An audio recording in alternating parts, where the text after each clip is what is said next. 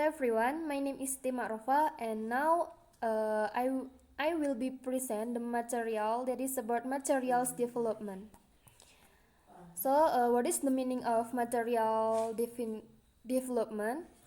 According to Harvard, 1995 defines teaching material as materials or subject matter that are systematically arranged, which teachers and students use in the learning process.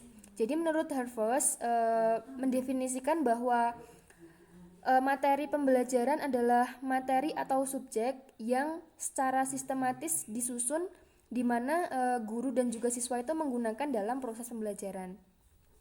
Meanwhile, Widodo and Jasmadi define a set of learning tools or tools that contain learning materials, methods, limitations, and ways of evaluating which are designed systematically and attractively in order to achieve the expected goals, namely achieving competence or subcompetence with all its complexity.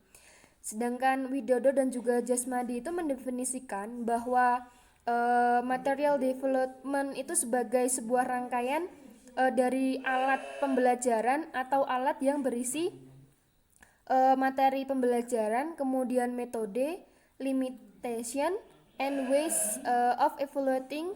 Jadi cara untuk mengevaluasi di mana itu disusun secara sistematik dan juga atraktif untuk mencapai tujuan yang diharapkan, yaitu tujuan kompetensi atau subkompetensi with all its complexity. And the next, the role of teaching materials according to Belawati in Imro'atus 2019. The role of the teacher, number one, save teacher time in teaching. Jadi guru itu harus bisa mengatur waktu dalam pembelajaran. And then number two, changing the role of the teacher from a teacher to a facilitator. Jadi merubah aturan dari guru itu sebagai pengajar menjadi guru itu sebagai fasilitator saja. And then the role number three, improve the learning process. Guru itu harus bisa mengimprove atau meningkatkan proses pembelajarannya. And then the role of the learners, number one, can learn independently. Jadi siswa itu aturan bagi siswa itu bisa belajar secara mandiri. And then number two, can learn at any time. Siswa bisa belajar kapanpun. And then number three, can learn at their own pace. Jadi bisa belajar sesuai dengan kecepatan mereka sendiri. And then next, can learn in accordance with the order of the material he choose. Jadi mereka bisa belajar sesuai dengan materi yang mereka pilih. And then the next, can learn without having to have a teacher or friend. Jadi mereka bisa belajar tanpa harus ditemani oleh guru maupun teman mereka. And the next, the kinds of material developments, type of printed teaching materials. Number one is module. The characteristics is consists of various written material to self-study. Jadi terdiri dari beberapa materi tulisan untuk kegiatan belajar siswa itu sendiri. And then handout consists of notes, complete or outline only, tables, diagrams, maps, or summaries.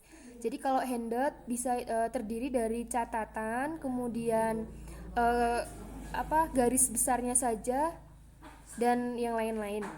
And students worksheet, the characteristic, case sheet, reading list, briefing sheet, seminar, and others. And the next, authentic material development. Authentic material refers to authentic material using text, photos, videos, and other learning resources. Martins 2002 compiles a list of the advantage of authentic material. Number one, learners get exposure to real language use. Number two, authentic material encourages the achievement of natural language acquisition. Number three, the textbook does not contain language error. And next, one type of text can be used for various activities and tasks. And the next has a large selection of styles, genre, and formalities. And the last, motivate learners. Weaknesses of authentic teaching material. Jadi ada beberapa kekurangan dari materi pembelajaran autentik. There are number one, vocabulary sometimes does not match what is being learned by the learner. Jadi kosakata itu terkadang tidak match atau tidak sesuai dengan apa yang sedang siswa itu pelajari.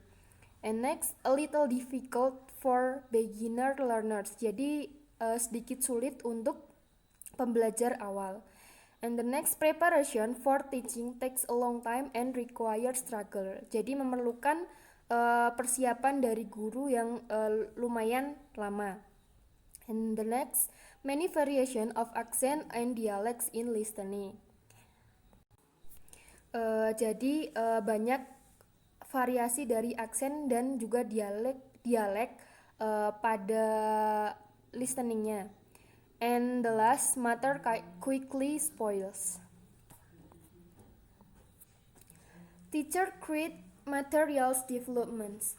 Howard and Mayer 2013 describes 4 advantages of teacher-made teaching materials. First, the teaching materials are contextual and are more in line with the needs of the class. Jadi materi pembelajaran itu adalah kontekstual dan lebih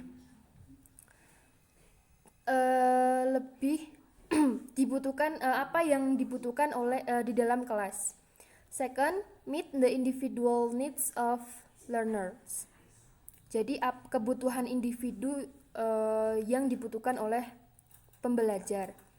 And the number 3, teaching materials refer to the teaching style of the teacher that the learners like and don't like. Jadi materi pembelajaran itu lebih merujuk kepada gaya guru yang siswa itu suka ataupun tidak suka. And the last, the teaching materials that are made can answer needs based on the time they are used. Jadi materi pembelajaran yang dibuat itu bisa menjawab kebutuhan berdasarkan waktu yang mereka gunakan. Okay, that's all about my presentation about material developments. Thanks for your attention and wassalamualaikum warahmatullahi wabarakatuh.